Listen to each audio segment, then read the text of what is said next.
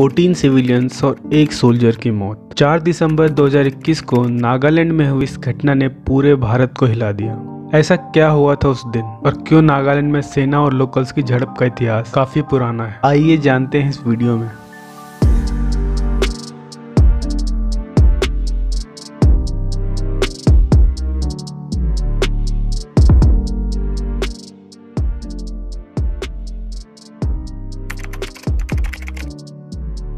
नागालैंड की बात करते हुए हमें यह ध्यान में रखना होगा कि नागालैंड की इंसर्जेंसी कश्मीर की इंसर्जेंसी से काफी हद तक अलग और उससे भी ज्यादा पुरानी है, और इसे समझने के लिए हमें नागा ट्राइब्स की एथनिसिटी, कल्चर, हिस्ट्री, ज्योग्राफी और यहाँ की डेमोग्राफी को भी समझने की जरूरत है। ब्रिटिशर्स पहली बार नागा हिल्स में 1832 में एंटर हुए और उसी समय से ये कॉन्फ्लिक्ट भी शुरू हुआ था। वर्ल्ड वॉर फर्स्ट के दौरान ब्रिटिश इंडिया के द्वारा लगभग 3000 नागाज को युद्ध में एज ए लेबर और पोर्टर के लिए ले जाया गया था। ये नागालैंड के डिफरेंट ट्राइब्स जब युद्ध से वापस आए तब इन्होंने अपने बीच अपने कल्चर और आइडेंटिटी को एक जैसा पाया, और इसी की वजह से 1918 में इन्होंने नागा क्लब की स्थापना की। यहाँ ध्यान देने वाली बात यह है कि उस समय नागालैंड का नाम नागालैंड नहीं था। इस रीजन को ब्रिटिशर्स नागा हिल्स के नाम से जानते थे और बाद में यही नागालैंड के नाम से जाना जाने लगा। 17 नागा ट्राइब्स और 20 सब ट्राइब्स अगस्त 1947 में NNC यानी नागा नेशनल काउंसिल के अंडर प्रोटेस्ट करते हुए इंडिपेंडेंट नागालैंड की मांग करने लगे। और सिर्फ इतना ही नहीं, 14 अगस्त 1947 को NNC ने खुद को इंडिपेंडेंट भी घोषित कर दिया। भारत वैसे भी पहले से ही वेस्ट पाकिस्तान बनने के बाद पार्टीशन के दौरान हो रहे वायलेंस से गुजर रहा था, और इंडियन लीडर्स भी ऐसा दोबारा होना और भारत का पार्टीशन होना नहीं चाहते थे। इसी तरह कुछ सालों की नागा लीडर्स और भारत सरकार की बातचीत के बाद 1963 में नागालैंड भारत का 16वां राज्य बना।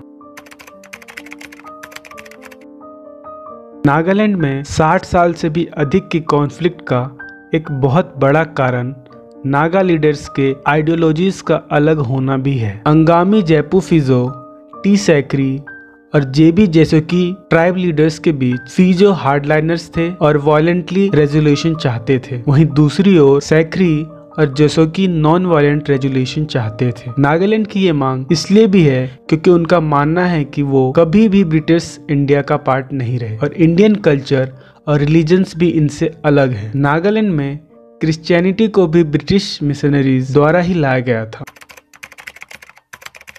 11 नवंबर 1975 को सेंट्रल गवर्नमेंट और NNC यानी नागा नेशनल काउंसिल और NFG यानी नागा फेडरल गवर्नमेंट के कुछ सेक्शंस के बीच शिलोंग अकॉर्ड साइन हुआ, और इस अकॉर्ड के तहत इन दो ग्रुप्स ने इंडियन कॉन्स्टिट्यूशन को एक्सेप्ट किया और अपने वेपन्स भी सरेंडर किए। इन सब के बावजूद 1980 में NNC के 140 एक्टिविस्ट जिन्होंने चाइना में ट्रेनिंग ली थी, इन्होंने शिलोंग अकॉर्ड को नहीं माना और खुद का ही एक ऑर्गेनाइजेशन बना लिया, जिसका नाम उन्होंने रखा NSCN यानी कि national socialist council of Nagaland. इसे आज के बर्मा रीजन में बनाया गया था। रेगुलर वायलेंट क्लैशेस और इन ट्राइबल ग्रुप्स के खुद के मतभेदों की वजह से ही NSCN का विभाजन हो गया और 1988 में ये स्प्लिट होकर NSCN-IM और NSCN-K हो गए।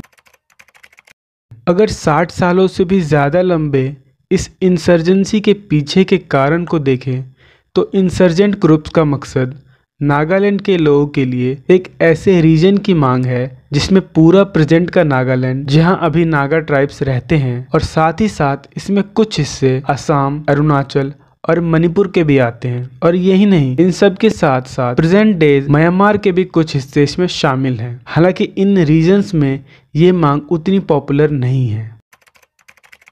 अगर हम नागालैंड इंसर्जेंसी की कंक्लूजन पर आए तो हमें देखने को मिलता है कि बाहर से ये मामला जितना आसान लगता है, रियलिटी में ये उतना ही ज़्यादा उलझा हुआ और कॉम्प्लेक्स है, क्योंकि नागालैंड में एक ट्राइब दूसरे ट्राइब से बहुत हद तक अलग है। इसलिए इंडियन गवर्नमेंट के लिए भी सभी ट्राइब्स की सभी बात मान पाना काफ़ी मुश्किल है, और यही एक बड़ा कारण है कि आज तक इस समस्या का कोई पूर्ण हल नहीं हो पाया है। आपके हिसाब से नागालैंड की समस्या का क्या उपाय हो सकता है जिससे वहाँ के लोग और इंडियन गवर्नमेंट के बीच बातचीत हो सके, कमेंट बॉक्स में कमेंट करके ज़रूर बताएं।